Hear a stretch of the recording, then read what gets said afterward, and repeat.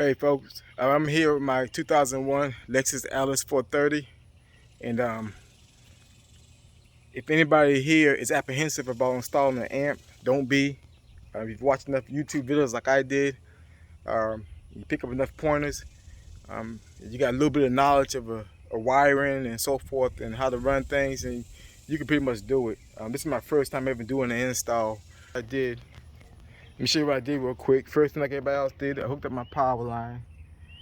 I connected to my battery terminal, and I left this end right here disconnected while I did the other install, and I wrapped black tape around it. I ran it down on the side of the battery here. Let me focus in on this a little bit. On this rubber, I don't know if you can see it or not, but I kind of ran it. Yeah, there you go. Let's get the focus in a little bit. So I ran it down through there, and that did the job and stuff like that. So I had to use, like somebody else had suggested, a clothes hanger and so forth to get it ran through there. And that wasn't easy, but it was doable. It took a little bit of time and stuff like that. So let me show you how. I'm not gonna show you everything. Things. So I ran it. You probably won't be able to see it up under there. Let me see.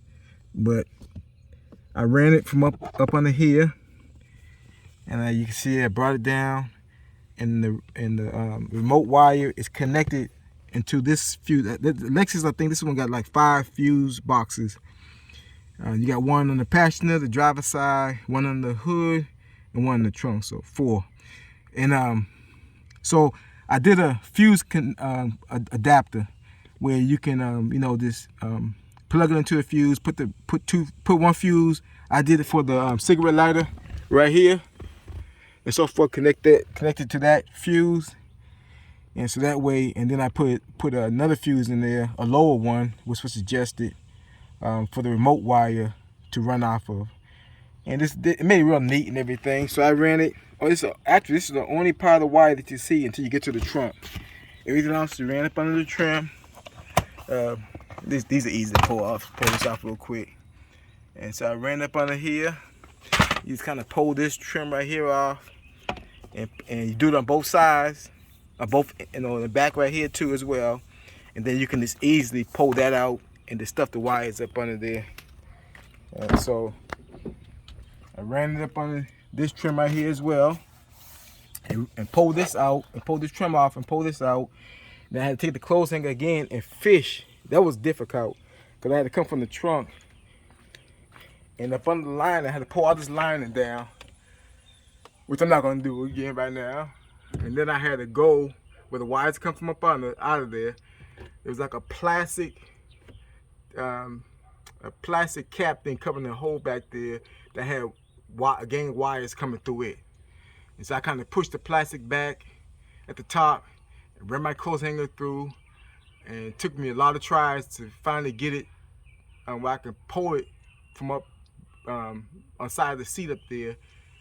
And then I took the red wire and wrapped it around it with some duct tape and pulled it on through. And I did my remote wire the same way. And then the gray wire you see that goes to the outline converter, I got that tied into my sub back here, which I also picked up on YouTube. A cool trick instead of running all the way to my radio. And then I got my volume wire down going up. Well, let me show you real quick. I got it connected right here up on the dash, and then I got it running up on the trim too as well on this side, going all the way to the back. And so this is the amp right here I got. It's not bad. It does pretty good. Of course, like most amps, it runs hot. And so I got this laptop cooling pad, and what I did is I put, as you see, the Velcro on it and stuff like that, so I can just lay it on top. But let me show you real quick what I did first.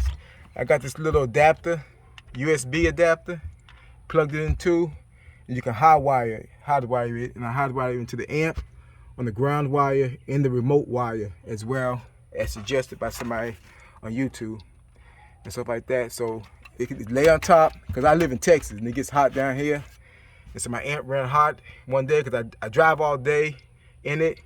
And so I want to be able to keep it a little bit cool once I go that works and see if that is a winner or what.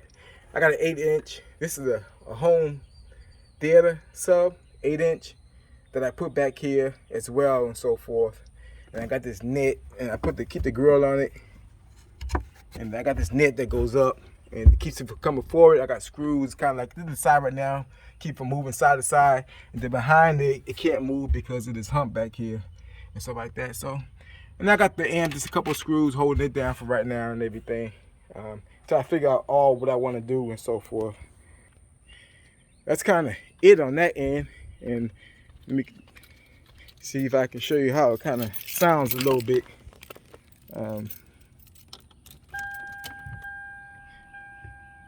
For a free consultation, call 800-799-0977. To So I want to show y'all how it sounds real quick.